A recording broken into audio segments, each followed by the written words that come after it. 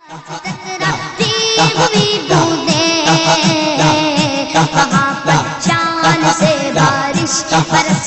हम भी देखेंगे, वहाँ पर शान से बारिश बरसना हम भी देखेंगे। हमें बुलवाएंगे आका मदीना हम भी देखेंगे। कभी तो सात गुंबद का उजाला हम भी देखेंगे, कभी तो सात गुंबद का उजाला हम भी देखेंगे। हमें बुलवाएंगे आका मदीना हम भी देखेंगे।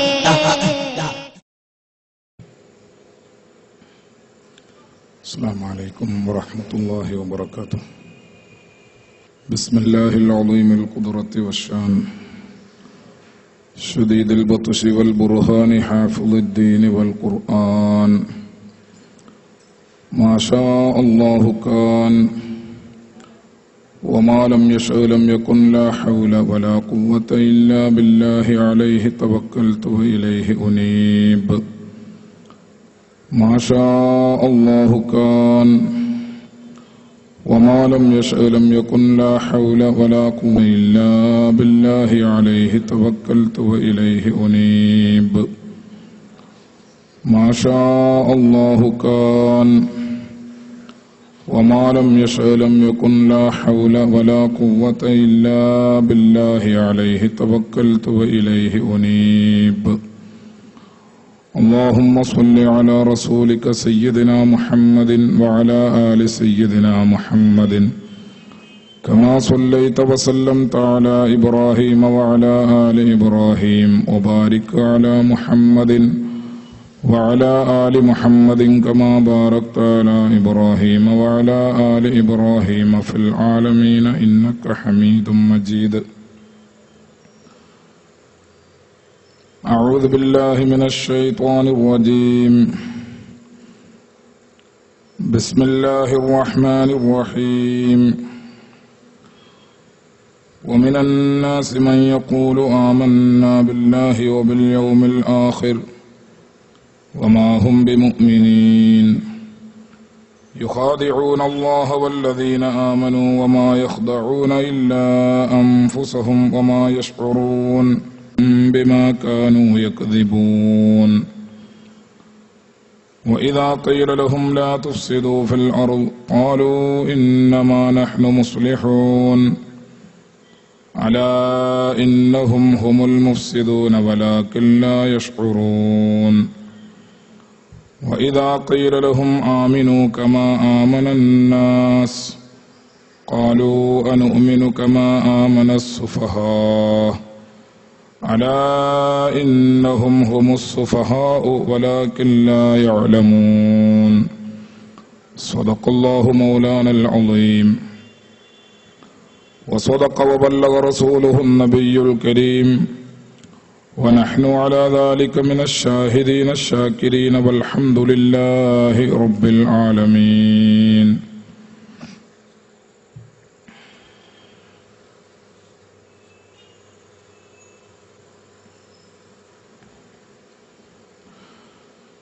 മഹാന്മാരായ പണ്ഡിതന്മാരെ,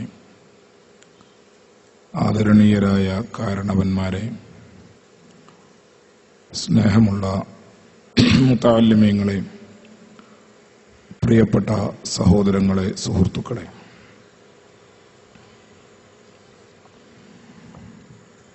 അല്ലാഹുവിൻ്റെ പരിശുദ്ധമായ മതത്തെക്കുറിച്ചും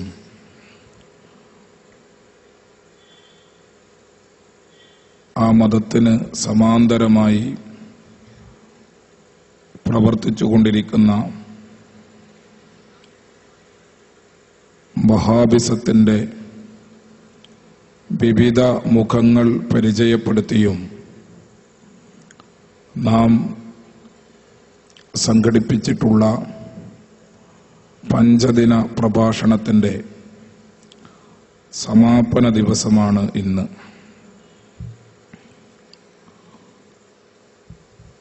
അല്ലാഹുവിൻ്റെ പരിശുദ്ധ ദീനിൻ്റെ സുന്നത്ത് ജമാഅത്തിൻ്റെ ആദർശ പ്രചാരണം മാത്രം ലക്ഷ്യമാക്കി നാം സംഘടിപ്പിച്ചിട്ടുള്ള ഈ സംരംഭം അല്ലാഹു നമ്മിൽ നിന്ന് സ്വീകരിക്കുമാറാകട്ടെ. നമ്മിൽ നിന്നും മരണപ്പെട്ടുപോയ നാമുമായി ബന്ധപ്പെട്ട എല്ലാ സത്യവിശ്വാസികളുടെയും പരലോക ജീവിതം അല്ലാഹു സന്തോഷത്തിലാക്കുമാറാകട്ടെ. ആമീൻ എന്ന് ദുആ ചെയ്തുകൊണ്ട് വഹാബിസത്തിൽ പുതിയ ദൈവം, പുതിയ പ്രവാചകൻ എന്ന വിഷയത്തെ അധികരിച്ചാണ് ഇന്ന് സംസാരിക്കാൻ വേണ്ടി ഉദ്ദേശിക്കുന്നത്. ഇന്നലത്തെ വിഷയത്തിൽ നിന്നും വ്യത്യസ്തമായി അല്പം ഗഹനമായ വിഷയമാണ് ഇന്ന് നാം സംസാരിക്കുന്നത്. അതുകൊണ്ട് ഒരാസ്വാദനം എന്നതിലുപരി കാര്യങ്ങൾ പഠിക്കാനും മനസ്സിലാക്കാനുമുള്ള മനസ്സോടെയും ശ്രദ്ധയോടെയും നിങ്ങൾ സഹകരിക്കണമെന്ന് ആമുഖമായി ആവശ്യപ്പെടുകയാണ്.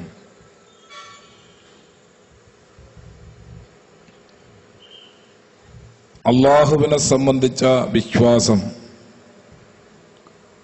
അല്ലാഹുവിന്റെ പ്രവാചകനെ സംബന്ധിച്ച വിശ്വാസം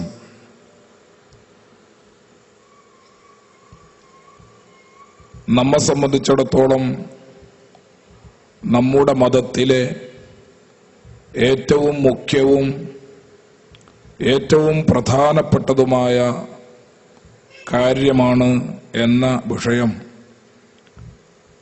ഞാൻ പ്രസംഗിച്ച് ബോധ്യപ്പെടുത്താതെ നിങ്ങൾക്കെല്ലാവർക്കും അറിയാം. അല്ലാഹുവിനെ സംബന്ധിച്ചുള്ള വിശ്വാസത്തിൽ അബദ്ധങ്ങൾ സംഭവിക്കുന്ന പക്ഷം അല്ലാഹുവിന്റെ പ്രവാചകനെ സംബന്ധിച്ച് നാം മനസ്സിലാക്കുന്ന വിഷയങ്ങളിൽ, വിശ്വസിക്കുന്ന കാര്യങ്ങളിൽ അബദ്ധങ്ങൾ സംഭവിക്കുന്ന പക്ഷം അത് പരിഹരിക്കാനാകാത്ത, പൊറുക്കപ്പെടാത്ത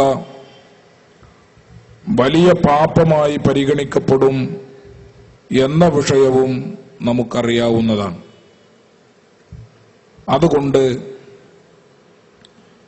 ഇസ്ലാം നമുക്ക് മുമ്പിൽ അവതരിപ്പിക്കുന്ന, പരിചയപ്പെടുത്തുന്ന അല്ലാഹു ആരാണ്,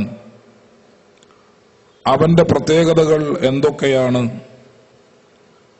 ഒരു സത്യവിശ്വാസി അല്ലാഹുവിനെ എങ്ങനെയാണ് വിശ്വസിക്കേണ്ടത്, ഇത്യാദി കാര്യങ്ങൾ നാം പഠിക്കുകയും വിലയിരുത്തുകയും വേണം. ഇസ്ലാമേതര മതങ്ങൾ വ്യത്യസ്തങ്ങളായ ദൈവസങ്കല്പങ്ങൾ മനുഷ്യർക്ക് മുമ്പിൽ അവതരിപ്പിക്കുകയും അത് പ്രചരിപ്പിക്കുന്നതിന് വേണ്ടി ശ്രമിച്ചുകൊണ്ടിരിക്കുകയും ചെയ്യുന്നുണ്ട്. ലോകത്ത് വളരെ കൂടുതൽ പ്രചാരമുള്ള മതമാണ് ക്രൈസ്തവ മതം. ക്രൈസ്തവ മതത്തിൽ ഒരു ദൈവസങ്കല്പമുണ്ട്.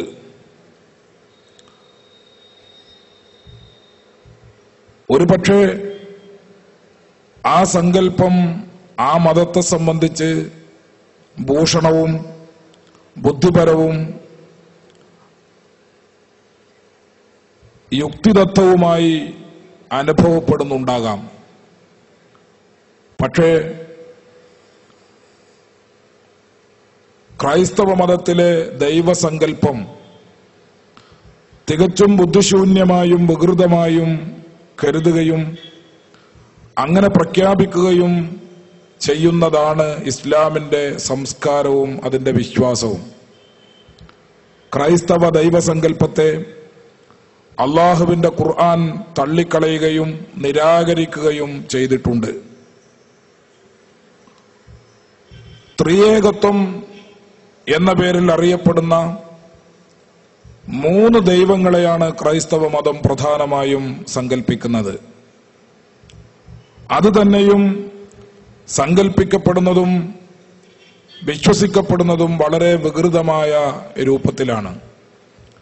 ഒരു ക്രൈസ്തവ ആരാധനാലയത്തിൽ തന്റെ മനസ്സിനെ അലട്ടുന്ന നിരവധി പ്രശ്നങ്ങളുമായി എത്തിച്ചേരുന്ന ഒരു ഭക്തനെ സംബന്ധിച്ചിടത്തോളം അവിടെ പ്രദർശിപ്പിക്കപ്പെട്ടിരിക്കുന്ന ദൈവം വളരെ നിസ്സഹായാവസ്ഥയിലാണ് കാണപ്പെടുന്നത്.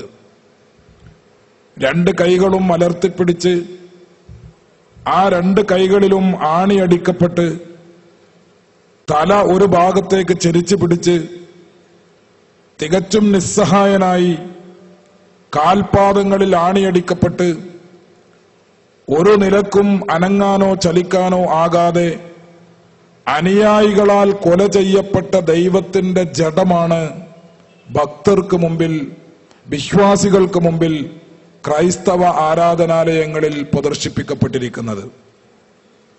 ആ ദൈവത്തെക്കുറിച്ച് തന്നെ പറയപ്പെടുന്നത് അനുയായികളാൽ കുരിശിൽ തറക്കപ്പെടുമ്പോൾ, ആണിയടിക്കപ്പെട്ട് വധിക്കപ്പെടുമ്പോൾ എന്നെ രക്ഷിക്കണമേ എന്ന് ആ ദൈവം വിലപിച്ചതായി ബൈബിളിൽ കാണാൻ പറ്റും. അങ്ങനെ തികച്ചും നിസ്സഹായനായി അനുയായികളാൽ കൊല ചെയ്യപ്പെട്ട ഒരു ദൈവത്തിന്റെ ജഡവൽക്കരിക്കപ്പെട്ട രൂപമാണ് ക്രൈസ്തവ സുഹൃത്തുക്കൾ അവരുടെ പ്രശ്നങ്ങളുടെ പരിഹാരത്തിന് വേണ്ടി സമീപിക്കുന്നതും പ്രശ്നങ്ങൾ പറയുന്നതും ആരാധനകൾ അർപ്പിക്കുന്നതും. ഇസ്ലാം ഈ കാഴ്ചപ്പാടിനെ വളരെ ശക്തമായി തന്നെ നിരാകരിക്കുന്നു. ഏതെങ്കിലും ഒരു മനുഷ്യന്റെ മുമ്പിൽ അല്ലെങ്കിൽ കൊല ചെയ്യപ്പെട്ട ഒരു ജഡത്തിനു മുമ്പിൽ മനുഷ്യൻ അവന്റെ പരമമായ വണക്കമോ ആരാധനയോ അർപ്പിക്കുവാൻ പാടില്ല എന്ന ബുദ്ധിപരമായ സമീപനമാണ് ഈ വിഷയത്തിൽ ഇസ്ലാം സ്വീകരിക്കുന്നത്. അതേപോലെ ഹൈന്ദവ മതത്തിൽ വിവിധങ്ങളായ ദൈവ സങ്കല്പങ്ങൾ കാണാൻ പറ്റും. ഹൈന്ദവ മതത്തിലെ ദൈവദർശനം എന്ത് എന്ന് ചോദിച്ചാൽ അതിന് കൃത്യമായ ഒരു ഉത്തരം പറയാനാകാത്ത വിധം വളരെ കുഴഞ്ഞു മറിഞ്ഞു കിടക്കുന്ന ഒരു പ്രശ്നമാണ് ഹൈന്ദവ മതത്തിൽ ദൈവസങ്കല്പം. പലപ്പോഴും നാം കാണുന്ന ദൈവങ്ങൾ ചോരയിറ്റുന്ന നാക്കുമായി, തലയൊട്ടി കൊണ്ട് മാലയണിഞ്ഞ്, വേണമെങ്കിൽ കഴുത്തിൽ ഒരു പാമ്പ് ചുറ്റി, ഒരു കൈയിൽ വടിയും മറ്റൊരു കൈയിൽ ഗദയും, 3-മത്തെ കൈയിൽ വാളും, 4-മത്തെ കൈയിൽ അമ്പും വില്ലും, ഇങ്ങനെ എല്ലാം കൂടി ചുവന്നു തുടുത്ത കണ്ണുകളും ചുവന്നു തുടുത്ത നാക്കും തൂക്കി തികച്ചും പ്രശ്നങ്ങളും പ്രയാസങ്ങളുമായി ഭക്തിയോടെ മുന്നിലെത്തുന്ന ഭക്തന്മാരെ, വിശ്വാസികളെ പേടിപ്പെടുത്തുന്ന ഒരു സത്വമാണ് ഹൈന്ദവ മതത്തിൽ ദൈവസങ്കല്പമായി പലപ്പോഴും പറയപ്പെടുന്നത്. അങ്ങനെ വാസ്തവത്തിൽ ഇതൊക്കെ ചില തെറ്റിദ്ധാരണകളിൽ നിന്ന് വന്നിട്ടുള്ളതാണ്. ദൈവം സർവശക്തനായിരിക്കണം എന്നത് എല്ലാവരാലും അംഗീകരിക്കപ്പെടുന്ന യാഥാർത്ഥ്യമാണ്. പക്ഷെ ഈ സർവശക്തി ഒരു ദൈവത്തിനുണ്ടായിരിക്കണമെങ്കിൽ അവന് 4 കാലുകൾ വേണം, 4 കൈകൾ വേണം, അവന്റെ കഴുത്തിൽ നല്ല ഒരു ശക്തനായൊരു മൂർഖം പാമ്പിങ്ങനെ പത്തി വിടർത്തി ആടിക്കൊണ്ടിരിക്കണം, തലയൊട്ടി കൊണ്ടൊരു മാലയണിഞ്ഞിരിക്കണം, കയ്യിൽ വാളും കുന്തവും ആയുധങ്ങളും ഉണ്ടായിരിക്കണം. ഇതൊക്കെ ബുദ്ധിശൂന്യനായ മനുഷ്യൻ സങ്കല്പിച്ചുണ്ടാക്കിയ വികൃതമായ കുറെ ദർശനങ്ങളും കുറെ സങ്കല്പങ്ങളുമാണ്. ആ സങ്കല്പങ്ങളുടെ പേരിൽ വ്യത്യസ്തങ്ങളായ രൂപങ്ങളിൽ ദൈവം അവതരിപ്പിക്കപ്പെടുകയും ദൈവത്തെ ചിത്രീകരിക്കപ്പെടുകയും ആ ദൈവങ്ങളുടെ മുമ്പിൽ ബുദ്ധിയുള്ള മനുഷ്യൻ ചെന്ന് നമിക്കുകയും അവന്റെ പ്രശ്നങ്ങൾ പറയുകയും ആരാധനാകർമ്മങ്ങൾ അവതരിപ്പിക്കുകയും ചെയ്യുന്ന വളരെ വിചിത്രമായ ചില രംഗങ്ങൾ നമുക്ക് ഹൈന്ദവ മതസങ്കല്പത്തിലും ഹൈന്ദവ ദൈവസങ്കല്പത്തിലും ക്രൈസ്തവ ദൈവസങ്കല്പത്തിലും കാണാൻ പറ്റും. ഇതൊക്കെ ഞാൻ സൂചിപ്പിക്കുന്നത് ഏതെങ്കിലും ഒരു മതത്തെ കുറ്റപ്പെടുത്താനോ ആക്ഷേപിക്കാനോ അല്ല. ഏതൊരു മതത്തിലും വിശ്വസിക്കുന്ന ആളുകൾക്ക് അവരുൾക്കൊള്ളുന്ന വിശ്വാസം എത്രമാത്രം വികൃതവും എത്രമാത്രം ബുദ്ധിശൂന്യവും ആണെങ്കിൽ പോലും ആ മതത്തിന്റെ വിശ്വാസം ഉൾക്കൊണ്ട് ജീവിക്കുവാനും അത് ലോകത്ത് പ്രചരിപ്പിക്കുവാനുമുള്ള സ്വാതന്ത്ര്യമുണ്ട്. ആ സ്വാതന്ത്ര്യം വകവെച്ച് കൊടുത്തുകൊണ്ട് തന്നെ, ആ മതങ്ങളോടുള്ള ബഹുമാനവും ആദരവും നിലനിർത്തിക്കൊണ്ട് തന്നെ ഇസ്ലാമിന്റെ ദൈവസങ്കല്പവുമായി തട്ടിച്ചു നോക്കുമ്പോൾ അതൊക്കെയും വിചിത്രവും വികൃതവും ബുദ്ധിശൂന്യവുമാണ് എന്ന് പറയാനുള്ള സ്വാതന്ത്ര്യം എല്ലാവർക്കും ഉള്ളതുകൊണ്ട് അത് ഉപയോഗപ്പെടുത്തി ഞാനത് നിങ്ങളുടെ ശ്രദ്ധയിൽപ്പെടുത്തുക മാത്രം ചെയ്യുന്നു. പക്ഷെ ഇസ്ലാമിനെ സംബന്ധിച്ചിടത്തോളം അതിന്റെ ദൈവസങ്കല്പം അല്ലെങ്കിൽ അള്ളാഹുവിനെ കുറിച്ച് ഇസ്ലാം പറയുന്ന, ഇസ്ലാം നമുക്ക് നൽകുന്ന ധാരണകൾ വളരെ വിശുദ്ധവും വളരെ ബുദ്ധിപരവുമാണ്. ദൈവത്തെ ഏതെങ്കിലും ഒരു ചിത്രത്തിലൂടെ സങ്കല്പിക്കുവാൻ ഇസ്ലാം നമ്മോട് കൽപ്പിക്കുന്നില്ല. ദൈവത്തിന് കൂടുതൽ കാലുകൾ വേണം, ദൈവത്തിന് കൂടുതൽ കൈകൾ വേണം, അപ്പോൾ മാത്രമേ അവൻ സർവശക്തനാവുകയുള്ളൂ. ഇങ്ങനെയുള്ള തെറ്റായ ധാരണകൾ ഇസ്ലാമിൽ അള്ളാഹുവുമായി ബന്ധപ്പെട്ട് ഇല്ല എന്ന കാര്യം ഞാൻ ആദ്യമായി സഹോദരങ്ങളെ ഓർമ്മപ്പെടുത്തുകയാണ്. പരിശുദ്ധ ഖുർആനിൽ അള്ളാഹുവിനെ സംബന്ധിച്ച് പറയുന്ന സാമാന്യം ദീർഘമായ ഒരു വാക്യമുണ്ട്. ഈ വാക്യം ഓരോ മുസ്ലിമിനും മനഃപ്പാടമുള്ളതാണ്. എല്ലാ നിസ്കാര ശേഷവും നാം പാരായണം ചെയ്യണമെന്ന് കൽപ്പിക്കപ്പെട്ടിട്ടുള്ള ആയത്തുൽ കുർസി എന്ന് നാം വിളിക്കുന്ന ഈ പരിശുദ്ധ വാക്യത്തിൽ അള്ളാഹുവിനെ സംബന്ധിച്ച് ഒരേകദേശ ധാരണ ലഭിക്കുന്ന വിശദീകരണം പരിശുദ്ധ ഖുർആൻ പറഞ്ഞിട്ടുണ്ട്. അങ്ങനെ പറഞ്ഞ ഖുർആൻ അവിടെ അള്ളാഹുവിന് കാലുകളുണ്ടെന്നോ അള്ളാഹുവിന് കൈകളുണ്ടെന്നോ, കൈകൾ ഉണ്ടെങ്കിൽ മാത്രമേ അള്ളാഹുവിന് കാര്യങ്ങൾ ചെയ്യാൻ സാധിക്കുകയുള്ളൂ, കാലുകൾ ഉണ്ടെങ്കിൽ മാത്രമേ അവന് ദൗത്യം നിർവഹിക്കാൻ സാധിക്കുകയുള്ളൂ, കണ്ണുകൾ ഉണ്ടെങ്കിൽ മാത്രമേ അവന് കാണാൻ പറ്റുകയുള്ളൂ, കാതുകൾ ഉണ്ടെങ്കിൽ മാത്രമേ അവന് കേൾക്കാൻ പറ്റുകയുള്ളൂ എന്ന ഈ വിചിത്രമായ ചിന്താഗതി പരിശുദ്ധ ഖുർആൻ അവതരിപ്പിക്കുന്നില്ല. വാസ്തവത്തിൽ അതൊരു ന്യൂനതയാണ്. കണ്ണുണ്ടെങ്കിൽ മാത്രമേ കാണാൻ പറ്റൂ, അത് ന്യൂനതയാണ്. കൈയുണ്ടെങ്കിൽ മാത്രമേ പിടിക്കാൻ പറ്റൂ, എടുക്കാൻ പറ്റൂ, പ്രവർത്തിക്കാൻ പറ്റൂ എന്ന് പറയുന്നത് ഒരു കുറവാണ്. നമ്മെ സംബന്ധിച്ചിടത്തോളം നമുക്ക് കണ്ണുണ്ടെങ്കിലേ കാണാൻ പറ്റൂ. കണ്ണ് നഷ്ടപ്പെട്ടു പോയാൽ കാഴ്ചശക്തി നഷ്ടപ്പെടും. അപ്പോൾ കണ്ണില്ലാതെ കാണുക, കൈകളില്ലാതെ പ്രവർത്തിക്കുക, കാതില്ലാതെ കേൾക്കുക, ഇതാണ് വാസ്തവത്തിൽ പൂർണ്ണതയുടെ വിശേഷണങ്ങൾ. പൂർണ്ണതയുടെ വിശേഷണങ്ങൾ. ഈ പൂർണ്ണതയുടെ വിശേഷണങ്ങൾ എല്ലാ അർത്ഥത്തിലും ഉൾക്കൊണ്ട അല്ലെങ്കിൽ എല്ലാ അർത്ഥത്തിലും ആവാഹിച്ച ഒരു മഹാശക്തിയാകുന്നു അല്ലാഹു തആല എന്നാണ് പരിശുദ്ധ ഇസ്ലാം അള്ളാഹുവിനെ സംബന്ധിച്ച് പറയുന്നതും പരിചയപ്പെടുത്തുന്നതും. അല്ലാഹു ലാ ഇലാഹ ഇല്ലാ ഹുവൽ ഹയ്യുൽ ഖയ്യൂം. അള്ളാഹുവിനെ സംബന്ധിച്ച് ഖുർആൻ പരിചയപ്പെടുത്തുന്നത് അല്ലാഹു ലാ ഇലാഹ ഇല്ലാ ഹുവൽ ഹയ്യുൽ ഖയ്യൂം. അല്ലാഹു ആകുന്നത് ലാ ഇലാഹ ഇല്ലാ ഹുവ, അവനല്ലാതെ ആരാധ്യനില്ല. അൽ ഹയ്യു, അവൻ എന്നും ജീവിച്ചിരിപ്പുള്ളവനാണ്. അൽ ഖയ്യൂം, അവൻ എന്നും നിലനിൽക്കുന്നവനാണ്. അവൻ എന്നോ വളരെ ഖദീമായ രൂപത്തിൽ അറ്റമില്ലാത്ത കാലം മുതൽ അവന്റെ അസ്തിത്വമുണ്ട്, അവന്റെ നിലനിൽപ്പുണ്ട്. എന്നാൽ ഇനി അവൻ എന്നെങ്കിലും അവസാനിക്കുമോ? ഒരിക്കലുമില്ല. അൽ ഖയ്യൂം, അവൻ എന്നെന്നും നിലനിൽപ്പുള്ളവനാണ് എന്ന് പരിശുദ്ധ ഖുർആൻ അള്ളാഹുവിനെ സംബന്ധിച്ച് പറയുന്നു. ലാ തഅഖുദുഹു സിനത്തുൻ വലാ നൗമുൻ. അള്ളാഹുവിന് ഉറക്കമോ തൂങ്ങിയുറക്കമോ അള്ളാഹുവിനെ ബാധിക്കുകയില്ല.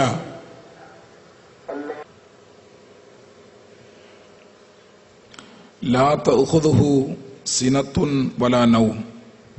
അള്ളാഹുവിനെ സംബന്ധിച്ച് ഇസ്ലാമിലെ അള്ളാഹുവിനെ സംബന്ധിച്ചുള്ള സങ്കല്പങ്ങളെ സംബന്ധിച്ച് പരിശുദ്ധ ഖുർആൻ പറയുന്നത് അവനെ ഒരർത്ഥത്തിലും ഉറക്കമോ അശ്രദ്ധയോ തൂങ്ങിയുറക്കമോ ബാധിക്കുകയില്ല. അവൻ എല്ലാ സമയത്തും സജീവമായി നിലകൊള്ളുന്ന ശക്തിയാണ് എന്ന് പരിശുദ്ധ ഖുർആൻ പറയുന്നു. ലഹു മാഫിസ് സമാവാതി വ മാഫിൽ അർദ്.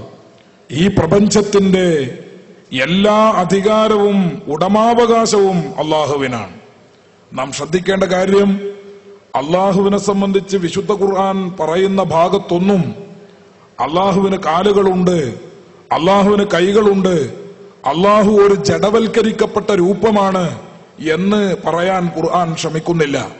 ചില വിശേഷണങ്ങളിലൂടെ അള്ളാഹു ആരാണ് എന്ന് നമ്മെ പരിചയപ്പെടുത്താനാണ് ഖുർആൻ ശ്രമിക്കുന്നത്. ഹൈന്ദവ മതസങ്കല്പത്തിൽ എന്ന പോലെ, ക്രൈസ്തവ മതസങ്കല്പത്തിൽ എന്ന പോലെ ധാരാളം കൈകളും ധാരാളം കാലുകളും ധാരാളം മറ്റ് അവയവങ്ങളും എല്ലാം കൂടിയുള്ള ഒരു വികൃതമായ രൂപത്തെ അള്ളാഹു എന്ന രൂപത്തിൽ സങ്കല്പിക്കുവാൻ പരിശുദ്ധ ഖുർആൻ അനുവദിക്കുന്നില്ലെന്ന് മാത്രമല്ല, അള്ളാഹുവിന്റെ മാത്രം പ്രത്യേകതയായ ചില സവിശേഷതകൾ, ചില ഗുണങ്ങൾ, ആ ഗുണങ്ങൾ നമുക്ക് പരിചയപ്പെടുത്തി ഇങ്ങനെയാണ് നിങ്ങൾ അള്ളാഹുവിനെ സംബന്ധിച്ച് വിശ്വസിക്കേണ്ടത്, മനസ്സിലാക്കേണ്ടത് എന്ന പാഠമാണ് പരിശുദ്ധ ഖുർആൻ നമുക്ക് നൽകുന്നത്. ലഹു മാഫിസ് സമാവാതി വമാ ഫിൽ അർളി മൻ ദല്ലദീ യശ്ഫഉ ഇൻദഹു ഇല്ലാ ബിഇദ്നി. അള്ളാഹുവിന്റെ അടുക്കൽ അള്ളാഹുവിന്റെ അനുവാദമില്ലാതെ ശഫാഅത്ത് ചെയ്യുവാനോ സ്വാധീനം ചെലുത്തുവാനോ ആർക്കും സാധിക്കുകയില്ലെന്ന് പരിശുദ്ധ ഖുർആൻ പറയുന്നു. അള്ളാഹുവിന്റെ പ്രവാചകന്മാരാകട്ടെ, ഔലിയാക്കളാവട്ടെ, ശുഹദാക്കളാകട്ടെ, മറ്റ് സ്വാലിഹീങ്ങളാവട്ടെ, അവർ അള്ളാഹുവിന്റെ അനുവാദത്തോടെ അള്ളാഹുവിങ്കൽ ശുപാർശ ചെയ്യും, ശഫാഅത്ത് ചെയ്യും എന്ന കാര്യം ഹദീസുകളിലും മറ്റും വ്യക്തമാക്കപ്പെട്ടതാണ്. എന്നാൽ അള്ളാഹുവിന്റെ അനുവാദമില്ലാതെ ഏതെങ്കിലും രൂപത്തിൽ സ്വാധീനം ചെലുത്തി, ഭൗതിക ലോകത്ത് നാം അങ്ങനെയുള്ള ചില സ്വാധീനങ്ങൾ ചെലുത്തി അനർഹമായത് നേടിയെടുക്കുന്നത് പോലെ, അല്ലെങ്കിൽ അർഹമായത് തന്നെയും നേടിയെടുക്കാൻ നാം ചില സ്വാധീനങ്ങൾ പ്രയോഗിക്കാറുള്ളത് പോലെ അള്ളാഹുവിങ്കൽ അത്തരം സ്വാധീനം പ്രയോഗിക്കുവാനോ ചെലുത്തുവാനോ സാധ്യമല്ല എന്ന് പരിശുദ്ധ ഖുർആൻ സഹോദരങ്ങളെ വ്യക്തമാക്കുന്നു. ഇങ്ങനെ അള്ളാഹുവിനെ സംബന്ധിച്ച വളരെ വിശദമായ വിവരണമാണ് ഈ ആയത്തിലൂടെ അള്ളാഹു നൽകുന്നത്. യഅലമു മാ ബൈന ഐദീഹിം വമാ ഖൽഫഹും. അള്ളാഹു എല്ലാം അറിയുന്നവനാണ്. ഭാവിയും ഭൂതവും വർത്തമാനവും ഒരുപോലെ അറിയുന്ന ഒരേ ഒരു ശക്തി അള്ളാഹു മാത്രമാണ്. അള്ളാഹു അത്തരം കാര്യങ്ങൾ മറ്റുള്ളവർക്ക് അറിയിച്ചു കൊടുക്കുമ്പോൾ അല്ലാതെ അള്ളാഹുവിന്റെ പ്രവാചകന്മാർ, അത് മറ്റൊരു സ്ഥലത്ത് പരിശുദ്ധ ഖുർആൻ പറഞ്ഞിട്ടുണ്ട്, ഇല്ലാ മനിർത്തദാ മിൻ റസൂലിൻ. അള്ളാഹുവിന്റെ പ്രവാചകന്മാർ, അതുപോലെ അള്ളാഹു ഇഷ്ടപ്പെട്ട ചില ആളുകൾ, അവർക്ക് അദൃശ്യ കാര്യങ്ങൾ അള്ളാഹു അറിയിച്ചു കൊടുക്കും. അങ്ങനെ അറിയിച്ചു കൊടുക്കുന്ന അറിവുകൾ അല്ലാതെ എല്ലാ അറിവുകളുടെയും പരമാധികാരം അള്ളാഹുവിനുള്ളതാണ്. ഭാവിയാകട്ടെ, വർത്തമാനമാകട്ടെ, ഭൂതമാകട്ടെ, എല്ലാ കാര്യങ്ങളും അള്ളാഹുവിന്റെ അധീനത്തിലും അവന്റെ അറിവിലും പെട്ടതാണ്. വലാ യുഹീതൂന ബിശൈഇൻ മിൻ ഇൽമിഹി ഇല്ലാ ബിമാ ശാഅ എന്ന് പറഞ്ഞ് അള്ളാഹുവിന്റെ ഇൽമിന്റെ, വിജ്ഞാനത്തിന്റെ ആധിക്യം, അതിന്റെ പ്രത്യേകത അള്ളാഹു ഒരിക്കൽ കൂടി വിവരിക്കുന്നു. അങ്ങനെ പറഞ്ഞുകൊണ്ട് വസിയ കുർസിയ്യുഹു സ്സമാവാതി വൽ അർളി വലാ യഊദുഹു ഹിഫ്ളുഹുമാ വഹുവൽ അലിയുൽ അളീം എന്ന് പറഞ്ഞുകൊണ്ടാണ് പരിശുദ്ധ ഖുർആൻ ആ വാക്യം അവസാനിപ്പിക്കുന്നത്. സഹോദരങ്ങളെ, ഇതിന്റെ രത്ന ചുരുക്കം എന്താണ്? ഇത്രയും ദീർഘമായ, നാം എപ്പോഴും പാരായണം ചെയ്യാറുള്ള, അല്ലെങ്കിൽ പാരായണം ചെയ്യണമെന്ന് കൽപ്പിക്കപ്പെട്ടിട്ടുള്ള ഈ പരിശുദ്ധ വാക്യത്തിൽ അള്ളാഹുവിനെ സംബന്ധിച്ച് പരിചയപ്പെടുത്തുന്ന ഏതെങ്കിലും ഒരു സ്ഥലത്ത് അള്ളാഹുവിന് കൈകളുണ്ട്, കണ്ണുകളുണ്ട്, കാതുകളുണ്ട്, ചെവിയുണ്ട്, മൂക്കുണ്ട്, നാക്കുണ്ട്, അള്ളാഹു ഒരു ജഡവൽക്കരിക്കപ്പെട്ട രൂപമാണ് എന്ന രൂപത്തിലുള്ള ഒരു അവതരണം പരിശുദ്ധ ഖുർആൻ നടത്തുന്നില്ല. അള്ളാഹുവിന്റെ വിശേഷണങ്ങളിലൂടെ, അവന്റേത് മാത്രമായ ചില പ്രത്യേകതകളിലൂടെ നിങ്ങൾ അള്ളാഹുവിനെ മനസ്സിലാക്കണമെന്നും അള്ളാഹുവിനെ വിശ്വസിക്കണമെന്നുമാണ് പരിശുദ്ധ ഖുർആൻ ഈ വാക്യത്തിലൂടെ സൂചിപ്പിക്കുന്നത്. നമുക്ക് അള്ളാഹുവിനെ മനസ്സിലാക്കി തരുന്നതിന് വേണ്ടി മാത്രം, അല്ലെങ്കിൽ തൗഹീദിനെ സംബന്ധിച്ച് അള്ളാഹുവിന്റെ തൗഹീദുമായി ബന്ധപ്പെട്ട വിശ്വാസങ്ങളെ നമ്മെ തെര്യപ്പെടുത്തുന്നതിന് വേണ്ടി മാത്രം നമുക്ക് സുപരിചിതമായ മറ്റൊരു ഖുർആൻ അധ്യായം കൂടി അള്ളാഹു അവതരിപ്പിച്ചിട്ടുണ്ട്. സാധാരണഗതിയിൽ ഖുൽ ഹുവല്ല സൂറത്ത് എന്ന് നമ്മൾ പറയുന്ന, നമ്മുടെ ചെറിയ മക്കൾക്ക് പോലും എപ്പോഴും മനപ്പാടമുള്ള സൂറത്തുൽ ഇഖ്ലാസ്. സൂറത്തുൽ ഇഖ്ലാസിന് സൂറത്തു തൗഹീദ് എന്ന മറ്റൊരു നാമകരണം കൂടി പണ്ഡിതന്മാർ പറഞ്ഞത് കാണും. തൗഹീദ് പഠിപ്പിക്കുന്ന സൂറത്ത്.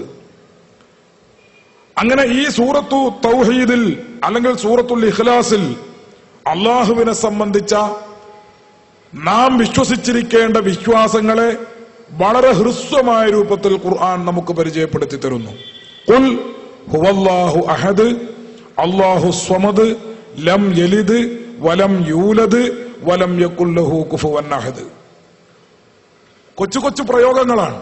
പക്ഷെ ആ കൊച്ചു കൊച്ചു പ്രയോഗങ്ങളിലൂടെ അള്ളാഹുവിനെ സംബന്ധിച്ച് ചില ബഹിർദമായ വിശ്വാസങ്ങളും സങ്കല്പങ്ങളും വെച്ചു പുലർത്തിയ ഒട്ടുവളരെ പ്രസ്ഥാനങ്ങളെയും മതവിഭാഗങ്ങളെയും അള്ളാഹു പുറംകാല കൊണ്ട് തട്ടിത്തെറിപ്പിക്കുന്ന അല്ലെങ്കിൽ ഖണ്ഡിക്കുന്ന ചിത്രമാണ് സൂറത്തുൽ ഇഖ്ലാസിൽ നാം കാണുന്നത്.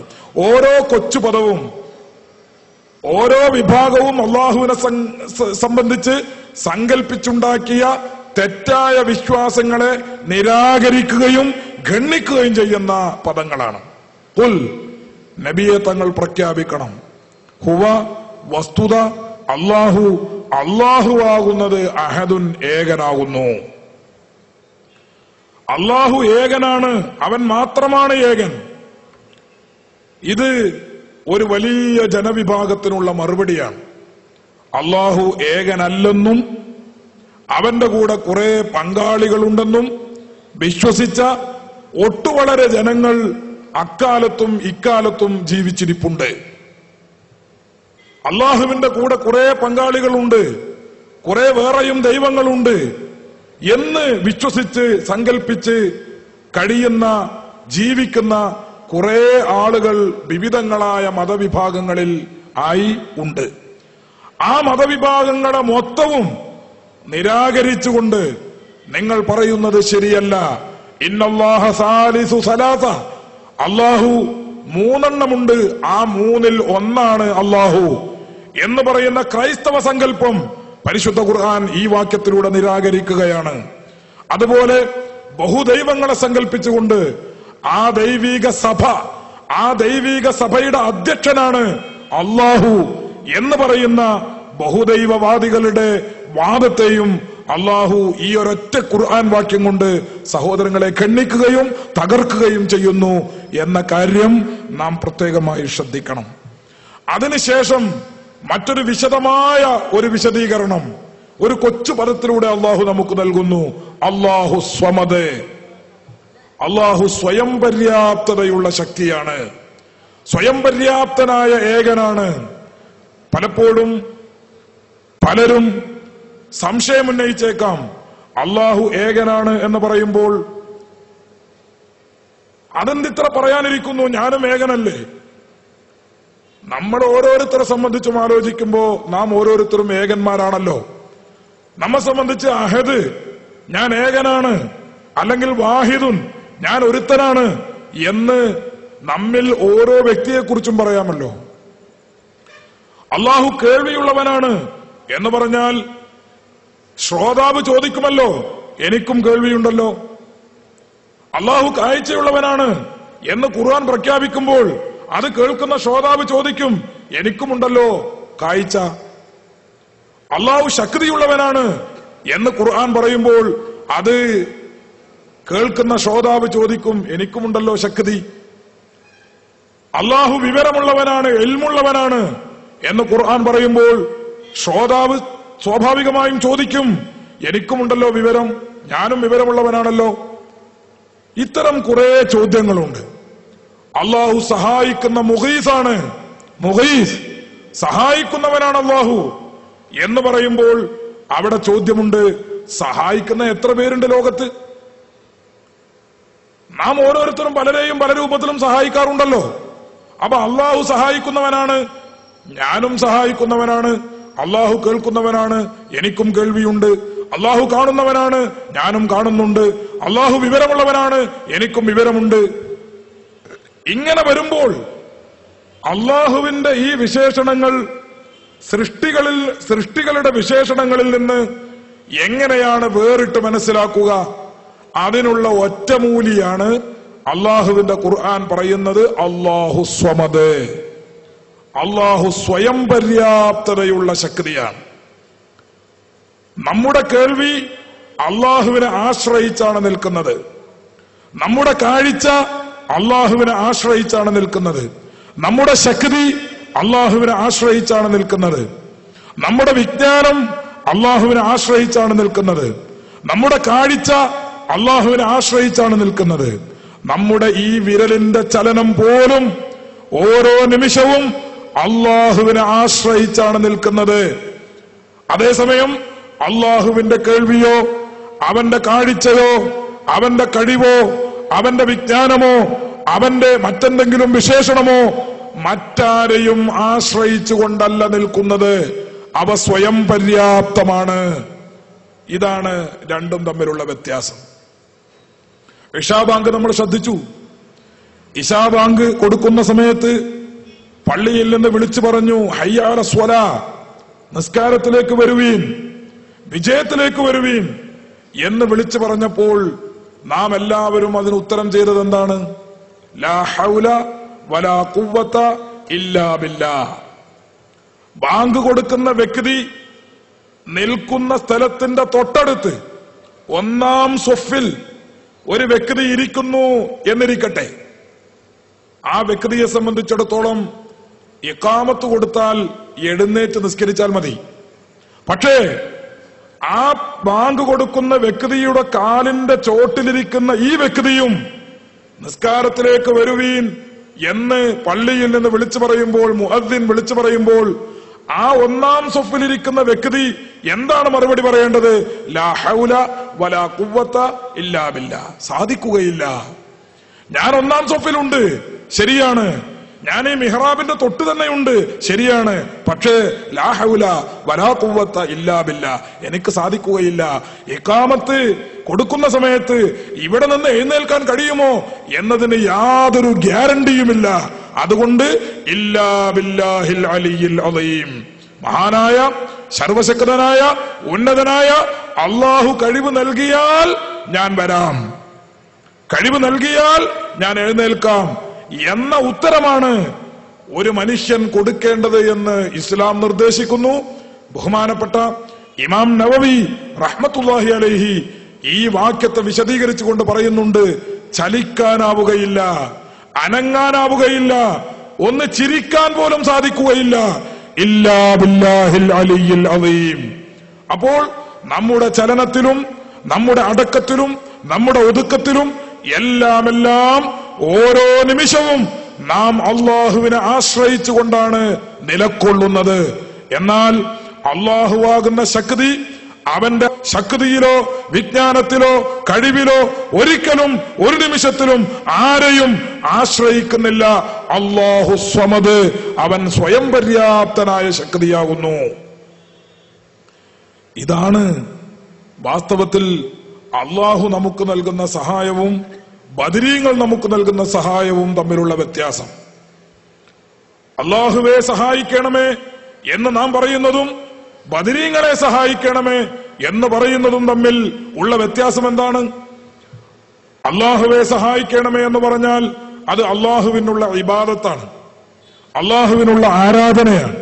അതേസമയം ബദരീങ്ങളെ സഹായിക്കണമേ എന്ന് നാം പറയുമ്പോൾ ബദരീങ്ങൾ അവര് സ്വന്തമായി സഹായിക്കാൻ കഴിവുള്ള, സ്വന്തമായി നമുക്ക് എന്തെങ്കിലും ചെയ്തു തരാൻ ശക്തിയുള്ള ശക്തികളാണെന്നോ അങ്ങനെയുള്ള കഴിവ്, സ്വന്തമായ കഴിവ് അവർക്കുണ്ടെന്നോ വിശ്വസിക്കപ്പെടാത്തത് കൊണ്ട് അത് കേവലം ഒരു സഹായാർത്ഥനയായി പരിഗണിക്കപ്പെടുകയും ഇബാദത്തിന്റെ പരിധിയിലേക്ക് ഉയർന്നു വരാൻ കഴിവില്ലാത്ത അല്ലെങ്കിൽ യോഗ്യതയില്ലാത്ത ഒരു കേവല സഹായാർത്ഥനയായി വിലയിരുത്തപ്പെടുകയും അത് അവർക്കുള്ള ഇബാദത്തല്ല എന്ന് നാം വിശ്വസിക്കുകയും പറയുകയും ചെയ്യുന്നു.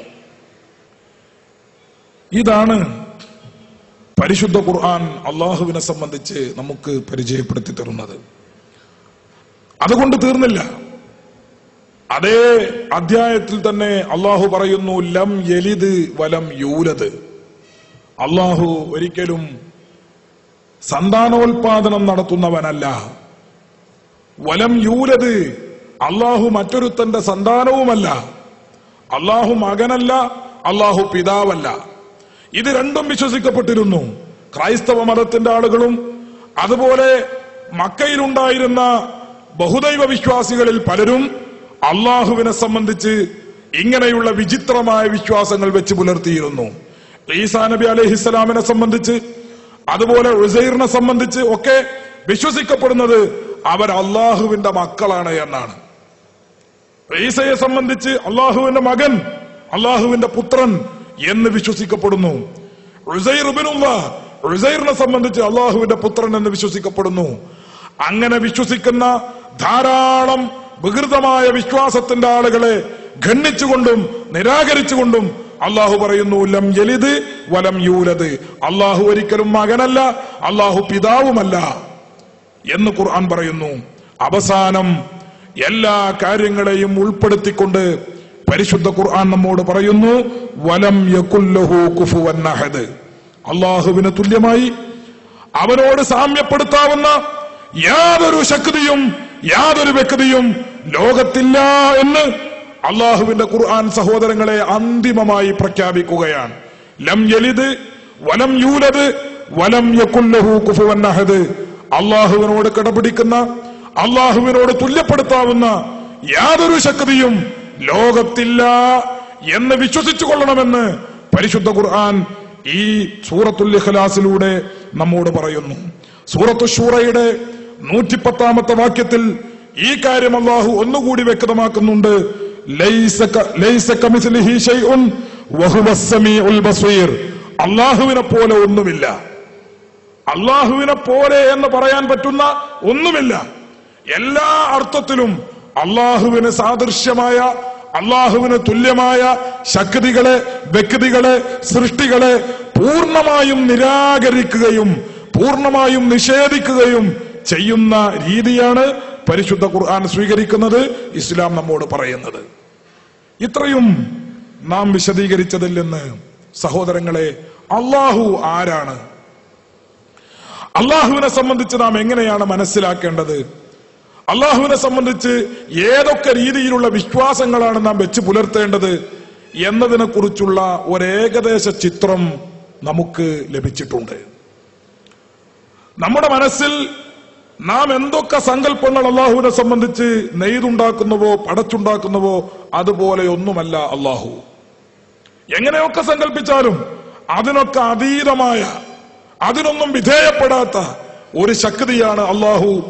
ആ അള്ളാഹുവിന് ഇതാ ഈ ഖുർആൻ പരിചയപ്പെടുത്തിയ ചില ഗുണങ്ങളുണ്ട്, ചില സവിശേഷതകളുണ്ട്, ചില പ്രത്യേകതകളുണ്ട്.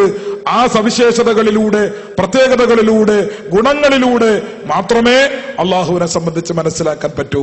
ക്രൈസ്തവ മതവിശ്വാസികൾ അള്ളാഹുവിനെ ജഡവൽക്കരിച്ചതുപോലെ, ഹൈന്ദവ മതവിശ്വാസികൾ വികൃതമായ രൂപത്തിൽ അള്ളാഹുവിനെ സങ്കല്പിച്ചതുപോലെ, മറ്റേതെങ്കിലും മതവിശ്വാസികൾ അള്ളാഹുവിന് അവരുടെ മനസ്സിൽ തോന്നുന്ന രൂപവും ചിത്രവും കൊത്തിവെച്ചതുപോലെ ഒരു മുസ്ലിമായ മനുഷ്യനെ സംബന്ധിച്ചിടത്തോളം തീർച്ചയായും അള്ളാഹുവിനെ ജഡവൽക്കരിക്കുവാനോ അള്ളാഹുവിനെ സൃഷ്ടിവൽക്കരിക്കുവാനോ സാധ്യമല്ല. അതിന് ഇസ്ലാം അനുവദിക്കുകയുമില്ല. ഇതാണ് ഇസ്ലാമിന്റെ ദൈവസങ്കല്പത്തിന്റെ, അല്ലെങ്കിൽ അള്ളാഹുവുമായി ബന്ധപ്പെട്ട് ഇസ്ലാം നമ്മോട് പറയുന്ന വിശ്വാസങ്ങളുടെ ഒരേകദേശ ചിത്രം. ഇത് വെച്ചുകൊണ്ട് അള്ളാഹുവിന്റെ തൗഹീദിനെ സംബന്ധിച്ച് നാം പറഞ്ഞാൽ, അള്ളാഹുവിന്റെ തൗഹീദിൽ വിശ്വസിക്കുന്നവനാണല്ലോ ഒരു മുസ്ലിം. അള്ളാഹുവിന്റെ ഏകത്വം എല്ലാ അർത്ഥത്തിലും അംഗീകരിക്കുന്നവനാണ് ഒരു മുസ്ലിം. എന്താണ് അള്ളാഹുവിന്റെ തൗഹീദ് എന്നതുകൊണ്ട് ഉദ്ദേശിക്കപ്പെടുന്നത്? അത് വിശദീകരിക്കൽ എന്റെ ലക്ഷ്യമല്ല. എങ്കിലും ഈ വിഷയത്തിന്റെ പൂർണ്ണതയ്ക്ക് വേണ്ടി ഒറ്റ വാക്കിൽ ഞാൻ ആ കാര്യം സൂചിപ്പിക്കാം. അള്ളാഹുവിന്റെ തൗഹീദിനെ സംബന്ധിച്ച് വിശദീകരിച്ച ധാരാളം പണ്ഡിതന്മാരുണ്ട്. അവരൊക്കെയും വ്യത്യസ്തമായ നിർവചനങ്ങളും വിശദീകരണങ്ങളും തൗഹീദിനെ സംബന്ധിച്ച് പറഞ്ഞിട്ടുണ്ട്. പക്ഷേ ആ നിർവചനങ്ങളും വിശദീകരണങ്ങളും എല്ലാം സമന്വയിപ്പിച്ചാലും അതെല്ലാം ഒരു പോയിന്റിൽ വന്ന് നിൽക്കുന്ന നമുക്ക് കാണാൻ പറ്റും. അതൊന്നും പരസ്പര വിരുദ്ധങ്ങളല്ല, ഒന്നിനെ തള്ളിപ്പറയുന്നതല്ല. വ്യത്യസ്ത രൂപത്തിലും ശൈലിയിലും നിർവചനങ്ങൾ പറഞ്ഞു എന്നതൊഴിച്ചാൽ അതെല്ലാം സമന്വയിപ്പിച്ചു നോക്കുമ്പോൾ ഏകദേശം ഒരേ ആശയത്തിൽ വന്നു നിൽക്കുന്നത് നമുക്ക് കാണാം. അതിലേറ്റവും പ്രധാനപ്പെട്ട പണ്ഡിതന്മാർ പറഞ്ഞിട്ടുള്ള ഒരു നിർവചനമാണ് ഇസ്ബാതു ദാത്തിൻ ഗൈരി മുശബ്ബഹത്തിൻ ലിദ്ദവാതി വലാ മുഅത്തലത്തിൻ അനിസ്സിഫാതി. മുതഅല്ലിമീങ്ങൾക്ക്, ശറഹുൽ അഖായിദും മറ്റും പഠിക്കുന്ന കുട്ടികൾക്ക് വളരെ പെട്ടെന്ന് ആ കാര്യം മനസ്സിലാകും. സാധാരണക്കാരായ ആളുകളെ ആ വിഷയം വിശദീകരിച്ച് ഞാൻ പ്രയാസപ്പെടുത്തുന്നില്ല. പക്ഷെ ഒറ്റവാക്കിൽ എന്താണ് തൗഹീദ്, അതേക്കുറിച്ച് നമ്മൾ മനസ്സിലാക്കേണ്ടതുണ്ട്. പണ്ഡിതന്മാർ പറയുന്നത് ഇസ്ബാതു ദാത്തിൻ, ഒരു ദാത്തിനെ സ്ഥിരപ്പെടുത്തുക. ദാത്തിന് നാം എന്തർത്ഥം പറയും? ഒരു ഇസ്ലാമിക വിശ്വാസിയെ സംബന്ധിച്ചിടത്തോളം ശരിയായ മതകീയ ദർശനങ്ങൾ അംഗീകരിക്കുകയും വിശ്വസിക്കുകയും ചെയ്യുന്ന ഒരു വ്യക്തിക്ക് നമ്മുടെ സാങ്കേതിക ശബ്ദങ്ങൾ പലതും പരിഭാഷപ്പെടുത്താൻ പ്രയാസമുണ്ട്. കുട്ടികളോട് നാം വിശദീകരിക്കുമ്പോൾ ഇസ്ബാത്തു ദാത്തിൻ എന്ന ദാത്ത് എന്ന പദത്തിന് സത്ത എന്ന അർത്ഥം കൊടുക്കാറുണ്ട്. എന്താണ് ഈ സത്ത? മലയാളത്തിൽ അത് പൂർണ്ണമല്ല, മലയാളത്തിന്റെ ന്യൂനതയായി നമുക്കത് കാണാം എന്ന് മാത്രമേ ഞാൻ അതേക്കുറിച്ച് ഇപ്പോൾ പറയുന്നുള്ളൂ. ഒരു സത്തയെ സ്ഥിരപ്പെടുത്തുക, ഗൈറു മുശബ്ബഹത്തിൽ ലിദ്ദവാത്തി, മറ്റൊരു ദാത്തിനോടും മറ്റൊരു സത്തയോടും തുല്യമല്ലാത്ത, സാദൃശ്യതയില്ലാത്ത, സമാനതയില്ലാത്ത, തികച്ചും വേറിട്ടു നിൽക്കുന്ന ഒരു ദാത്തിനെ സ്ഥിരപ്പെടുത്തുകയും വലാ മുഅത്വലത്തിൻ അനിസ്വിഫാത്തി, വിശേഷണങ്ങളൊന്നും പറയപ്പെടാൻ പറ്റാത്ത ഒരു ദാത്തല്ല. ആ ദാത്തിന് അല്ലെങ്കിൽ ആ സത്തക്ക് കുറെ വിശേഷണങ്ങളുണ്ട്, കുറെ ഗുണങ്ങളുണ്ട്. അപ്പോൾ കുറെ ഗുണങ്ങളുടെ സമന്വയമായ ഒരു ദാത്തിനെ സ്ഥിരപ്പെടുത്തുന്നതിനാണ് തൗഹീദ് എന്ന് പറയുന്നത്. ഞാൻ ഇക്കാര്യം മനസ്സിലാക്കാൻ അല്പം ബുദ്ധിമുട്ടുണ്ടെങ്കിലും പറയാനുള്ള കാരണം ഇസ്ലാമിന്റെ കടുത്ത ശത്രുക്കളായ വഹാബിസത്തെ അതിന്റെ തനതായ രൂപത്തിൽ നിങ്ങൾക്ക് പരിചയപ്പെടുത്തുന്നതിന് വേണ്ടിയാണ്. എന്താണ് തൗഹീദ് എന്നതുകൊണ്ട് ഉദ്ദേശിക്കപ്പെടുന്നതും വിശദീകരിക്കപ്പെടുന്നതും? ഒരു ദാത്തിനെ സ്ഥിരപ്പെടുത്തുക, അല്ലെങ്കിൽ ഒരു ശക്തിയെ സ്ഥിരപ്പെടുത്തുക. ആ ശക്തി തീർച്ചയായും ഗൈറു മുശബ്ബഹത്തിൽ ലിദ്ദവാത്തി, മറ്റെല്ലാ തടികളോടും മറ്റെല്ലാ ധാത്തുകളോടും മറ്റെല്ലാ ശക്തികളോടും വേറിട്ടു നിൽക്കുന്ന, ഒരിക്കലും സമാനത പുലർത്താത്ത ഒരു ശക്തിയാണ്. മദ്രസയിൽ പഠിക്കുമ്പോൾ അള്ളാഹുവിന്റെ സിഫത്തുകൾ, അള്ളാഹുവിന്റെ ഗുണങ്ങൾ നമ്മുടെ കുട്ടികൾ ഇങ്ങനെ എണ്ണിപ്പടിക്കുന്ന സമയത്ത് പറയും, മുഖാലഫത്തുൽ ലിൽ ഹവാദിസി, അള്ളാഹു എല്ലാ സൃഷ്ടികളോടും എതിരായിരിക്കണം. ഒരു സൃഷ്ടിയോടും അള്ളാഹുവിന് സമാനതയില്ല, ഒരു സൃഷ്ടിയോടും അള്ളാഹുവിന് തുല്യതയില്ല. അങ്ങനെ ഒരു സൃഷ്ടിയോടും തുല്യതയില്ലാത്ത ഒരു ശക്തി, അതാണ് അള്ളാഹു. ആ അള്ളാഹുവിനെ സ്ഥിരപ്പെടുത്തുകയും വിശ്വസിക്കുകയും ചെയ്യുക. എന്നാൽ ചില ആളുകൾ അള്ളാഹുവിന് യാതൊരു ഗുണവുമില്ല, ഒരു സിഫത്തും അള്ളാഹുവിനില്ല, ഒരു വിശേഷണവും അള്ളാഹുവിനില്ല എന്ന് പറഞ്ഞവരുണ്ട്. അവരെ ഖണ്ഡിക്കാൻ വേണ്ടിയാണ് പണ്ഡിതന്മാർ പറഞ്ഞത് വലാ മുഅത്തലത്തിൻ അനിസ്വിഫാത്തി, അള്ളാഹു സിഫാത്തിനെ തൊട്ട് മുഅത്തലത്തല്ല എന്ന് പറഞ്ഞാൽ അള്ളാഹുവിന് കുറെ ഗുണങ്ങളുണ്ട്, കുറെ വിശേഷണങ്ങളുണ്ട്. കേൾക്കുന്നവൻ, കാണുന്നവൻ, അറിയുന്നവൻ, ശക്തിയുള്ളവൻ, ജീവിച്ചിരിപ്പുള്ളവൻ, അങ്ങനെ തുടങ്ങി കുറെ വിശേഷണങ്ങൾ അള്ളാഹുവിനുണ്ട്. ഈ വിശേഷണങ്ങളുടെ സമന്വയമായ മറ്റൊരു സൃഷ്ടിയോടും സമാനതകളില്ലാത്ത ഒരു ശക്തിയാണ് അള്ളാഹു. ആ അള്ളാഹുവിനെ വിശ്വസിക്കുകയും അംഗീകരിക്കുകയും ചെയ്യുന്നതിനാണ് തൗഹീദ് എന്ന് പറയപ്പെടുന്നതെന്ന് പണ്ഡിതന്മാർ വിശദീകരിക്കുന്നു. സഹോദരങ്ങളെ, ഇവിടെ രണ്ട് വിഭാഗത്തെ നമുക്ക് കാണാൻ പറ്റും. ഒരു വിഭാഗം നമ്മുടെ വഹാബിസത്തിന്റെ ഉപ്പൂപ്പമാരായി കഴിഞ്ഞ ദിവസങ്ങളിൽ ഞാൻ നിങ്ങൾക്ക് പരിചയപ്പെടുത്തി തന്ന ഖവാരിജ് എന്ന് പറയുന്ന വിഭാഗം. അള്ളാഹുവിന്റെ റസൂല് യുദ്ധാർജിത സ്വത്ത് ഗനീമത്ത് സ്വഹാബത്തിനിടയിൽ ഓഹരി വെച്ചു കൊടുക്കുമ്പോൾ ദുൽ ഖുവൈസറത്തു തമീമി എന്ന മനുഷ്യൻ വന്നുകൊണ്ട് ഇഅ്ദിൽ യാ മുഹമ്മദ്, മുഹമ്മദെ നീതി പ്രവർത്തിക്കണം എന്ന് പറഞ്ഞല്ലോ. അങ്ങനെ പറഞ്ഞപ്പോൾ മൻ യുഅ്ദിൽ, ആരാണോ നീതി പ്രവർത്തിക്കുക? ഇല്ലം അഅ്ദിൽ, ഞാൻ നീതി പ്രവർത്തിച്ചില്ലെങ്കിൽ ലോകത്ത് പിന്നെ നീതി പ്രവർത്തിക്കാൻ ആരുണ്ട് എന്ന് റസൂലുള്ള ചോദിക്കുകയും ആ മനുഷ്യനെ കൊല്ലാൻ വേണ്ടി ബഹുമാനപ്പെട്ട ഉമർ ഫാറൂഖ് തുനിയുകയും കൊല്ലാൻ പാടില്ല ഉമറെ, അവന്റെ മുതുകിൽ നിന്ന് ഒരു വിഭാഗം ആളുകൾ വരാനുണ്ട്, അവർ ഖുർആൻ അവര് ഹദീസോതും, പക്ഷേ ആ ഖുർആനും ദിക്റും ഹദീസും അവരുടെ തൊണ്ടക്കുഴിയിൽ നിന്ന് താഴോട്ടിറങ്ങുകയില്ല.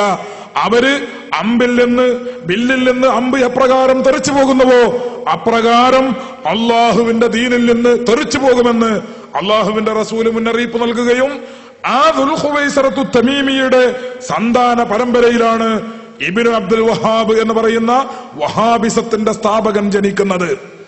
അദ്ദേഹത്തിന്റെ ദുൽ ഖുവൈസറത്തിന്റെ പരമ്പരയിൽ വന്ന ഖവാരിജ് എന്ന് പറയുന്ന വിഭാഗം, ആ ഖവാരിജ് എന്ന് പറയുന്ന ഈ പ്രസ്ഥാനമാണ് പിന്നീട് വഹാബിസം എന്ന പേരിൽ ചരിത്രത്തിൽ അറിയപ്പെട്ടത്. അങ്ങനെ ഖവാരിജ് വിഭാഗം, അതുപോലെ മുഅ്തസിലത്ത് വിഭാഗം, അങ്ങനെയുള്ള ആളുകൾ അവര് വാദിച്ചുകൊണ്ടിരിക്കുന്നത് അള്ളാഹുവിന് തീരെ വിശേഷണങ്ങളില്ല, അള്ളാഹുവിന് തീരെ ഗുണങ്ങളില്ല എന്ന് വാദിക്കുന്നവരാണ് വഹാബിസത്തിന്റെ പ്രാഗ് രൂപങ്ങൾ. അവര് പറഞ്ഞുകൊണ്ടിരിക്കുന്നത് ഈ പറഞ്ഞതൊന്നും ശരിയല്ല, അള്ളാഹുവിന് ഒരു ഗുണവുമില്ല. അള്ളാഹുവിന് നമ്മുടെ ശരീരം പോലെ അള്ളാഹുവിന് ശരീരമുണ്ട് എന്ന് വിശ്വസിക്കുന്ന ഒരു വിഭാഗം മുജസ്സിമത്തിലുണ്ട്. അവര് പറയുന്നത് ഹംലുൽ മുതശാബിഹി, നമുക്ക് പെട്ടെന്ന് അർത്ഥം വ്യക്തമല്ലാത്ത അല്ലെങ്കിൽ അർത്ഥം മനസ്സിലാകാത്ത മുതശാബിഹായ ആയത്തുകൾ അള്ളാഹുവിന്റെ ഖുർആനിലുണ്ട്. ഉദാഹരണത്തിന് അർ-റഹ്മാനു അലൽ അർശി ഇസ്തവ, അള്ളാഹു അവന്റെ അർശിന്റെ മുകളിൽ എന്ന് പറഞ്ഞാൽ അപ്പുറത്തേക്ക് പറയാനോ പൂർത്തീകരിക്കാനോ നമുക്ക് സാധിക്കുകയില്ല. അങ്ങനെ പ്രകടമായ ബാഹ്യമായ ഒരർത്ഥകൽപ്പന അത്തരം ആയത്തുകൾക്ക് കൊടുക്കുന്നത് അത് ഇസ്ലാമിന്റെ വിശ്വാസത്തിന് വിരുദ്ധമാണ്. ഉദാഹരണത്തിന് അള്ളാഹുവിന്റെ റസൂലിന്റെ ഹദീസിൽ കാണും, അതുപോലെ തന്നെ പരിശുദ്ധ ഖുർആനിൽ കാണും, എല്ലാ സംഗതികളും നശിക്കുന്നതാണ്, എല്ലാ സംഗതിയും നശിച്ച് ഈ ഭൗതിക ലോകത്ത് നിന്ന് നശിച്ച് ഇല്ലാതായി പോകും എന്ന് പറഞ്ഞ് അവിടെ പറയുന്നു ഇല്ലാ വജ്ഹ, അള്ളാഹുവിന്റെ വജ്ഹൊഴിച്ച്. അവിടെ അള്ളാഹുവിന്റെ മുഖമൊഴിച്ച് ബാക്കിയുള്ളതൊക്കെ നശിക്കുമെന്ന് നമ്മൾ അർത്ഥം വെച്ചാൽ അള്ളാന്റെ കാല് നശിക്കും, കയ്യും നശിക്കും, ബാക്കിയുള്ള എല്ലാം നശിക്കും, പിന്നെ ബാക്കി ഇങ്ങനെ നിൽക്കുന്നത് ഈ മുഖം മാത്രമായിരിക്കും എന്ന വളരെ വൃത്തികെട്ട നമ്മുടെ സുന്നത്ത് ജമാഅത്തിന്റെ ഇസ്ലാമിന്റെ വിശ്വാസത്തിന് കടകവിരുദ്ധമായ വിശ്വാസം നാം അതുവഴി പറയുകയും പ്രഖ്യാപിക്കുകയും ചെയ്യേണ്ടി വരും. ഇൻഷാ അല്ലാഹ് അത് വഹാബിസത്തിന്റെ ഇത് സംബന്ധിച്ച കാഴ്ചപ്പാട് പറയുമ്പോൾ ഞാൻ കൂടുതൽ വിശദീകരിക്കാം. അപ്പോൾ മുജസ്സിമത്തിലെ രണ്ട് വിഭാഗം, ഒരു വിഭാഗം പറയുന്നത് ഈ തരം ആയത്തുകൾ എല്ലാം അതിന്റെ ബാഹ്യമായ അർത്ഥത്തിൽ തന്നെ ചുമത്തി അള്ളാഹുവിന് ശരിയായ രൂപത്തിൽ കൈകാലുകളുണ്ടെന്നും അവന് മുഖമുണ്ടെന്നും തലയുണ്ടെന്നും വയറുണ്ടെന്നും ചന്തിയുണ്ടെന്നും അങ്ങനെ അള്ളാഹു നമ്മെപ്പോലെയുള്ള ഒരു ജഡമാണെന്നും ഒരു ശരീരമാണെന്നും വിശ്വസിച്ചു കൊള്ളണം. ഇതാണ് മുജസ്സിമത്തിലെ ഒരു വിഭാഗം. ഫരീഖുൻ യഅ്തഖിദു അന്ന ലില്ലാഹി തആല ജിസ്മുൻ കസായിരിൽ അജ്സാമി. നമ്മുടെ ഇസ്ലാമിക ശരീഅത്തിൽ ഉസൂലിന്റെ നിയമങ്ങൾ പറയുന്ന നിദാന ശാസ്ത്രത്തെ സംബന്ധിച്ച് പറയുന്ന ജമ്മുൽ ജവാമിഉ എന്ന ഗ്രന്ഥത്തിൽ ഈ കാര്യം വളരെ വിശദമായി പറഞ്ഞിട്ടുണ്ട്. അതിന്റെ വിശദീകരണമായ ബന്നാനിയിൽ അതിന്റെ 2ാമത്തെ വാള്യം 147ാമത്തെ പേജിൽ ഈ വിഭാഗത്തിന്റെ വിശ്വാസത്തെക്കുറിച്ച് പറഞ്ഞുകൊണ്ട് പറയുന്നത് അള്ളാഹുവിന് തടിയുണ്ട് കസായിരിൽ അജ്സാമി, മറ്റു തടികളെ പോലെ തന്നെ നമ്മുടെയൊക്കെ ശരീരം എങ്ങനെയാണോ അതേപോലെ അള്ളാഹുവിന് ശരീരമുണ്ട് എന്ന് വിശ്വസിക്കുക. അവരെ സംബന്ധിച്ച് പറയുന്നത് വഹാദാ ലാ ഖിലാഫ ഫീ കുഫ്രിഹി, ഇവര് കാഫിറുകളാണ് എന്ന കാര്യത്തിൽ തർക്കമില്ല. അള്ളാഹ്ക്ക് നമ്മെ പോലെയുള്ള തടിയുണ്ട് എന്ന് വിശ്വസിക്കുന്നവർ കാഫിറുകളാണ് എന്ന കാര്യത്തിൽ തർക്കമില്ല എന്ന് പണ്ഡിതന്മാർ പറയുന്നു. മറ്റൊരു വിഭാഗം, 2ാമത്തെ ഒരു വിഭാഗമുണ്ട്. ആ വിഭാഗത്തിലാണ് വഹാബിസം ഉൾപ്പെടുന്നത്. എന്താണ് 2ാമത്തെ വിഭാഗത്തെ സംബന്ധിച്ച് പണ്ഡിതന്മാർ പറയുന്നത്? തക്യീഫുൽ ഇളാഫാത്തി വ തശ്ബീഹുല്ലാഹി തആല ബിഖൽഖിഹി മിൻ ഹൈസുൽ ജവാരിഹു ലാകിൻ അലാ വജ്ഹിൽ കമാലി വൽ ജമാലി അല്ലദീ ലാ യുദാനിഹി ഫീഹി മഖ്ലൂഖുൻ. എന്താണ് ആ പറഞ്ഞതിന്റെ ആകത്തുക? ഇവര് അള്ളാഹ്ക്ക് കൈയുണ്ടെന്ന് പറയും, അള്ളാഹ്ക്ക് കാലുണ്ടെന്ന് പറയും, അള്ളാഹ്ക്ക് മുഖമുണ്ടെന്ന് പറയും, അള്ളാഹുവിന് ശരീരമുണ്ടെന്ന് പറയും, അള്ളാഹുവിന് കണ്ണും ചെവിയും മൂക്കുമുണ്ടെന്ന് പറയും. പക്ഷേ അവര് പിന്നീട് പറയും വയുസ്ബിതൂന ലില്ലാഹി തആല, അള്ളാഹുവിന് അവർ സ്ഥിരപ്പെടുത്തുന്നു അൽ ജവാരിഹ, അവയവങ്ങളെ സ്ഥിരപ്പെടുത്തുന്നു അലൽ ഹഖീഖത്തി, യഥാർത്ഥ രൂപത്തിൽ തന്നെ അവയവങ്ങളുണ്ട് എന്നവർ പറയും. പക്ഷേ സുമ്മ യുനാക്കലൂന അൻഫുസഹും, പിന്നെ അവർ പറയും ഫയഖൂലൂന ലാ കജവാരിഹിന, അള്ളാഹ്ക്ക് കൈയുണ്ട് പക്ഷെ നമ്മളെ കൈ പോലെയല്ല, അള്ളാഹ്ക്ക് കാലുണ്ട് നമ്മുടെ കാല് പോലെയല്ല, അള്ളാഹുവിന് കണ്ണുണ്ട് നമ്മുടെ കണ്ണ് പോലെയല്ല, അള്ളാഹുവിന് മറ്റവയവങ്ങളുണ്ട് അതൊന്നും നമ്മുടേത് പോലെയല്ല എന്നവർ പറയും. ഇവരെ സംബന്ധിച്ച് പണ്ഡിതന്മാർ പറയുന്നത് വഫരീഖുൻ യഅ്തഖിദു അന്നഹു തആല ജിസ്മുൻ, അള്ളാഹു ശരീരമാണ് എന്നവർ വിശ്വസിക്കുന്നു. പക്ഷേ ലാ കസായിരിൽ അജ്സാമി, മറ്റ് ശരീരങ്ങളെ പോലെയല്ല. ബൽ ജിസ്മുൻ യലീഖു ബിഹി, അള്ളാഹുവിനോട് അനുയോജ്യമായ ഒരു ശരീരം, അള്ളാഹുവിനോട് അനുയോജ്യമായ കൈകൾ, അള്ളാഹുവിനോട് അനുയോജ്യമായ കാലുകൾ, അള്ളാഹുവിനോട് അനുയോജ്യമായ കണ്ണുകൾ, അള്ളാഹുവിനോട് അനുയോജ്യമായ നാക്കും മൂക്കും ചന്തിയും മുട്ടും കയ്യും കാലും, അങ്ങനെ എല്ലാം അള്ളാഹുവിനോട് അനുയോജ്യമായ രൂപത്തിൽ അള്ളാഹുവിനുണ്ട് എന്ന് വിശ്വസിക്കുന്ന ആളുകളെ സംബന്ധിച്ച് പണ്ഡിതന്മാർ പറയുന്നു, വഹാദാ മുഖ്തലഫുൻ ഫീ കുഫ്രിഹി, ഇവര് കാഫിറുകളാണോ അല്ലേ എന്ന വിഷയത്തിൽ പണ്ഡിതന്മാർക്കിടയിൽ അഭിപ്രായ വ്യത്യാസമുണ്ട്. പക്ഷേ ഇവര് പുത്തൻവാദികളാണ്, മുബ്തദികളാണ് എന്ന കാര്യത്തിൽ തർക്കമില്ല. ചില ആളുകൾ കാഫിറുകളാണെന്ന് പറയുന്നു. ഇങ്ങനെ പറഞ്ഞാലും കാഫിറാവും. അള്ളാഹുവിന് നമ്മെ പോലെയുള്ള കൈയും കാലും ചെവിയും മൂക്കും ഉണ്ട് എന്ന് വിശ്വസിക്കുന്ന മുജസ്സിമത്തിലെ ഒന്നാം വിഭാഗം അവര് കാഫിറുകളാണ് എന്ന കാര്യത്തിൽ തർക്കമില്ല. രണ്ടാമത്തെ വിഭാഗം കൈയുണ്ട്, കാലുണ്ട്, ചെവിയുണ്ട്, മൂക്കുണ്ട് എന്നൊക്കെ പറയും. പക്ഷെ അവർ ഒന്ന് കൂട്ടിക്കൊടുക്കും. എന്ത്? ലാക്ക ജവാരിഹിന, നമ്മുടെ അവയവങ്ങളെ പോലെയല്ല, നമ്മുടെ കൈ പോലെയല്ല, നമ്മുടെ കണ്ണ് പോലെയല്ല എന്നവര് പറയും. അവരെ സംബന്ധിച്ച് പണ്ഡിതന്മാർ പറയുന്നു, വഹാദാ മുഖ്തലഫുൻ ഫീ കുഫ്രിഹി, അവര് കാഫിറുകളാണോ എന്ന കാര്യത്തിൽ അഭിപ്രായ വ്യത്യാസമുണ്ട്. പക്ഷേ അവര് പുത്തൻവാദികളാണ് എന്ന കാര്യത്തിൽ തർക്കമില്ല എന്ന് ബന്നാനിയുടെ 2ാമത്തെ വാള്യം 147-ാമത്തെ പേജിൽ സഹോദരങ്ങളെ ഈ വിശദീകരണം കാണാം.